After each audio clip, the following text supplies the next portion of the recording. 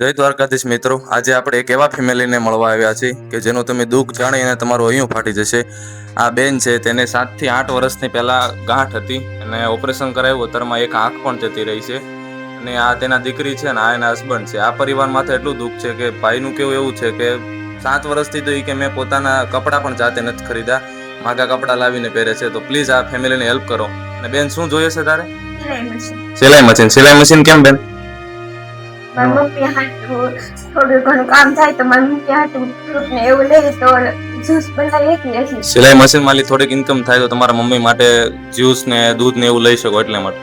તો કઈ નહીં, ચોક્કસથી મિત્રો આ ફેમિલીને એટલી હેલ્પ કરજો કે આ બેનને એક સિલાઈ મશીનની મદદ થઈ રહી, જેથી કરીને બેનને આખા દિવસનું 200-300 રૂપિયાનો રોજગાર મળી શકે. અને તેના મમ્મી માટે જ, કેમ કે એના મમ્મીને જમવાની ના પાડી, એટલે પ્રવાહી માટે દૂધ છે અને ફ્રૂટની મદદ થઈ શકે. પ્લીઝ વિડીયોને શેર કરજો, જેથી કરીને આ ફેમિલીને હેલ્પ મળે. જય સિયારામ, જય રામધામ.